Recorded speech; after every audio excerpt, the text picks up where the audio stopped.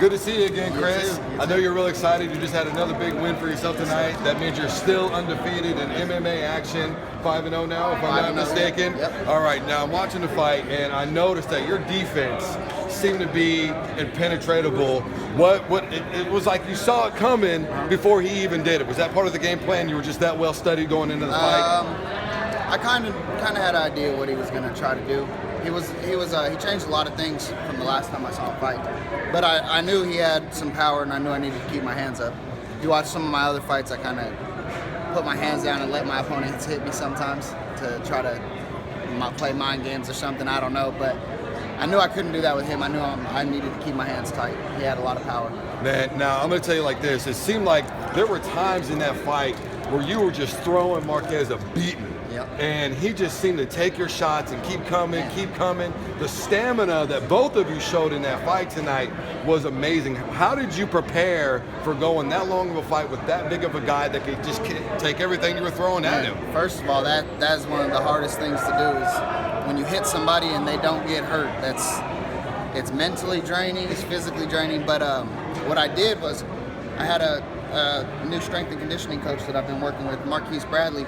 He owns Omnicut in Wichita, and he's been putting me through it. And it's also the same conditioning coach that David Rickles has. And I got hooked up with him, and that was the biggest change that I made this time was started working out with him. I do actually credit him to getting me through that fight.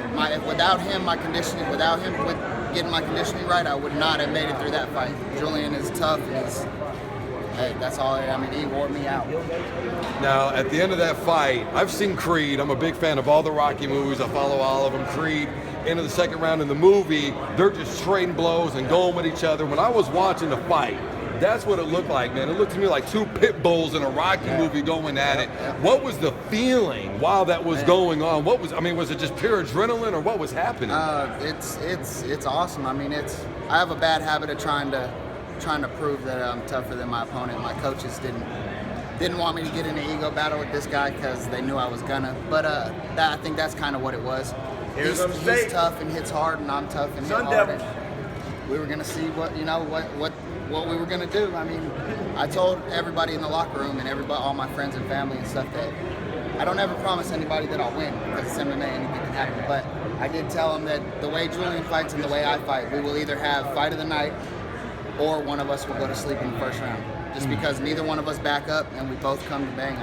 He's a tough dude. I'm glad I got to fight him. Fighting a guy like that brings something out of you, when you get through a fight like that.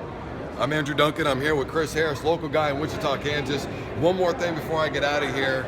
This was nationally syndicated via Spike.com. A lot of people, a lot of hits. You're getting a lot more views now.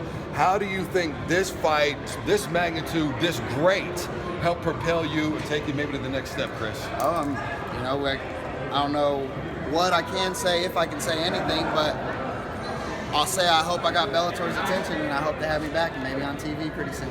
All right, man. That sounds good, dude. Hell of a fight tonight, man. You take it easy, Chris. All right. You can find Chris on our social media, Chris Harris MMA on Twitter, Instagram, and Facebook. So follow him.